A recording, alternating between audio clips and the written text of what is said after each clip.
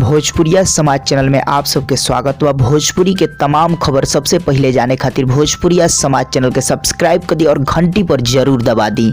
जय भोजपुरिया समाज। जी हाँ भैया, अभी के रिपोर्ट में बहुत ही बवाल आप सबके बीच पावर स्टार पवन सिंह के गाना के बारे में बताई बानी और साफ तौर पे बता the power star Pawan Singh अपना बॉलीवुड गाना के बारे में खुद लाइव आके बोलने बने। वो वीडियो क्लिप आप सबके देखे के मिली, जरूर हम आप सबके दिखाएं, वीडियो के लास्ट तक बन रही।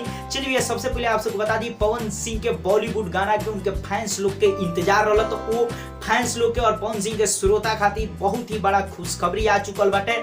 जी हाँ भैया, पावर स्टार पवन सिंह के बॉलीवुड होली गाना जौन की वीडियो सॉन्ग बहुत जल्द आप लोग के बीच आई, लेकिन जान ली कि गाना के शूटिंग लगभग कंप्लीट हो चुकल ही बाटे, जौना के बारे में पवन सिंह खुद लाइव बतेले बने, जौन की वीडियो क्लिप भी देखा और वो गाना के सबसे बड़ी बात की बोल भी पवन सिंह बता दिल बने। जी हाँ भैया, पवन सिंह बोल भी बता दिल बने, लेकिन आप सब जान ली कि बॉलीवुड गाना जौन पवन सिंह का अभी आवे वाला बाटे, जना गाना का अभी शूट चालू भइल बाटे आज ही और शूटिंग लगभग कंप्लीट हो ही गइल बा समझी तो।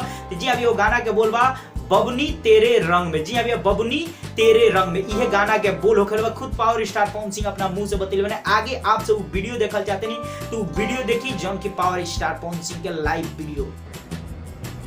नमस्कार, प्रणाम। इस बार होली में चमत्कार होने वाला है। चमत्कार कैसे होगा, क्यों होगा, आप लोगों को पहले दिखा दो भैया का चेहरा। सलीम सुलेमान भाई जी के साथ मेरा होली आ रहा है, जिस सॉन्ग का टाइटल है बबुनी तेरे रंग में। तो आप सबसे अनुरोध बा, विनती बा कि आप लोग ये होली सॉन्ग के ढेर सारा दुलार, प्यार और आशीर्वाद दी जाए।